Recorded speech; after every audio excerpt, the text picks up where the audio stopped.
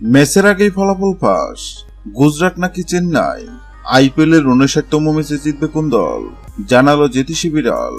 IPL এর 59তম ম্যাচে কোন দল জিতবে, গুজরাট নাকি চেন্নাই, তা নিশ্চয়ই আগেভাগে বলে দেওয়া সম্ভব নয়।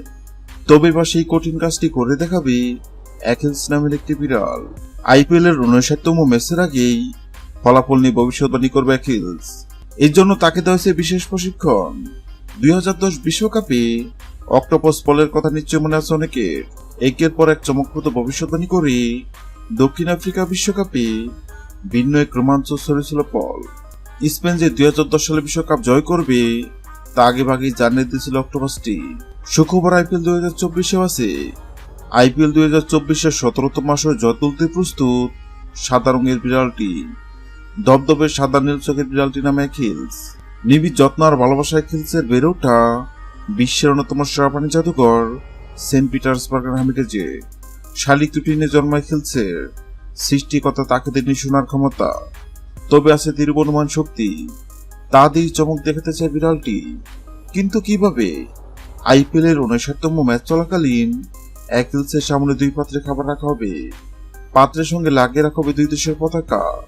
অ্যাকিলস যে পাত্রে খাবার খাবে বোঝা যাবে সেদিন ওই ম্যাচে বিজয়ী হবে পাত্রের সঙ্গে রাখা যে দেশের পতাকা আছে দেশটি। গত 22 মাস শুরু হয়েছে আইপিএল এর 17তম আসর। আসরের 59তম ম্যাচে কোন দল জিতবে? সেক্ষেত্রে অ্যাকিলস নামক বিড়ালের সামনে গুজরাট ও চেন্নাই নামক 2 পাত্রে খাবার রাখা হয়। অবাক করার বিষয় হলো সবাই ভেবে নিছিল বিড়ালটি হয়তো গুজরাট নামক পাত্রে খাবার খাবে, কেননা গুজরাট অনেক শক্তিশালী দল এবং সবাই ধরে নিচ্ছে এবার আইপিএল এর শিরোপা জিতবে গুজরাট। কিন্তু সবার ধারণা ভুল প্রমাণ করে অ্যাকিলস নামক বিড়ালটি চেন্নাই নামক পাত্র থেকে খাবার খায়। অ্যাকিলস নামক বিড়ালের এমন কাণ্ডে অবাক হয়েছিল অনেকেই, কেননা বর্তমানে চেন্নাই দুর্দান্ত ফর্মে আছে। এবার দেখার পালা অ্যাকিলস নামক বিড়ালের ভবিষ্যৎবাণী সত্য হয় কিনা। হ্যালো বন্ধুরা, আপনাদের কি মনে হয় আইপিএল এর 59তম ম্যাচে চেন্নাই নাকি গুজরাট, কোন দল জিতবে? অবশ্যই কমেন্ট করে জানাবেন। ভিডিওটি ভালো লাগলে লাইক দিবেন এবং সাবস্ক্রাইব করে আমাদের চ্যানেলের সঙ্গে থাকবেন। ভিডিওটি দেখার জন্য আপনাকে অসংখ্য ধন্যবাদ।